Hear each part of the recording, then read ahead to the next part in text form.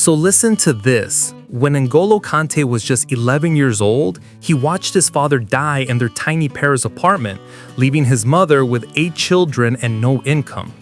The family survived on expired food from local markets, while N'Golo collected bottles from trash cans to help pay rent.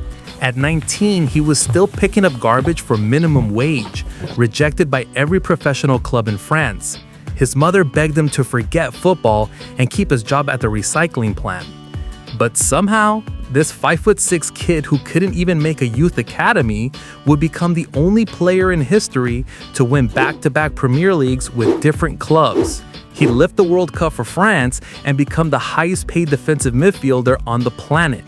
So how on earth was this possible? How did a garbage collector who failed 300 tryouts become the most important player in football's greatest fairy tale? This is the full story of N'Golo Kanté. This insane story starts in 1991, when Kanté's parents fled Mali during the Civil War. They arrived in France with nothing, settling in a cramped apartment in Rue Malmaison, one of Paris's roughest suburbs. His father worked double shifts at a construction site, while his mother cleaned offices at night. Little N'Golo was the youngest of 8 children, so quiet his teachers thought he couldn't speak French properly. When Kanté was 11, his father collapsed at work. Heart attack from years of manual labor. He died before the ambulance arrived. Suddenly, Kanté's mother was alone with 8 kids and no income. The older siblings dropped out of school to work.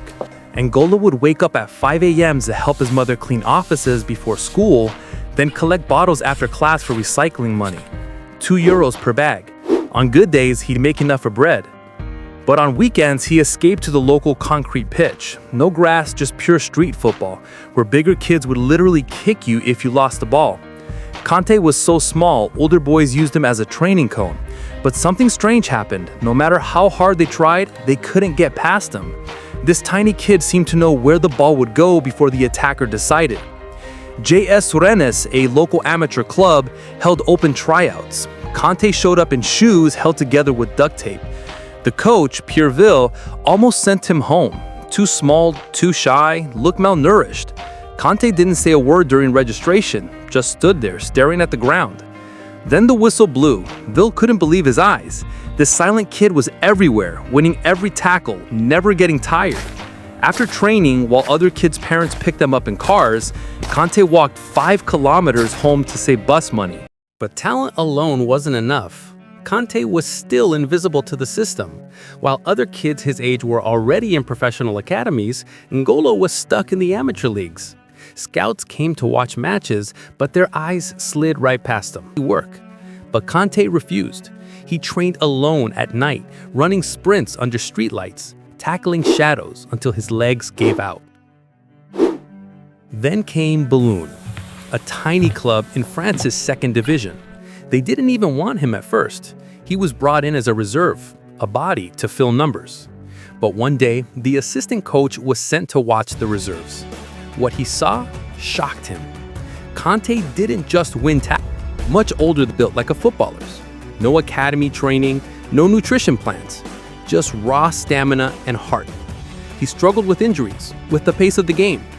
But then something clicked. In one match against Caen, he made 14 interceptions, a league record. Caen's coach, Franck Dumas, couldn't believe it. He signed Kanté immediately.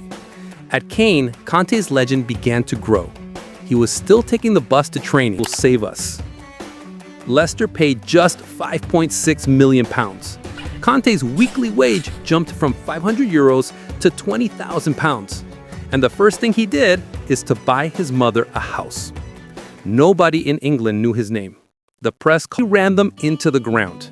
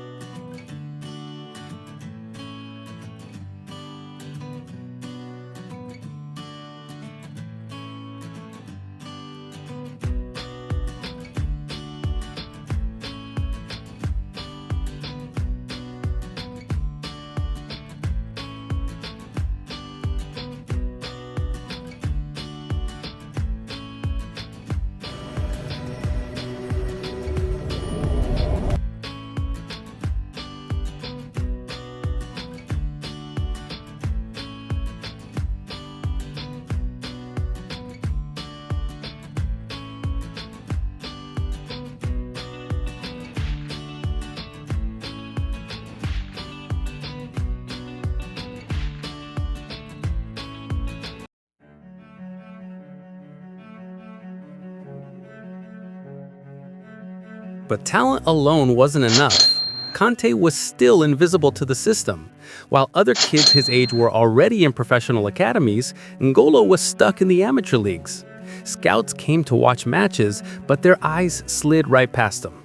Too small, too quiet, not the profile of a future star. At 18, when most French prospects were signing pro contracts, Kanté was still playing in the 9th division. His teammates were plumbers, teachers, part-time footballers. To survive, he worked shifts at a recycling plant,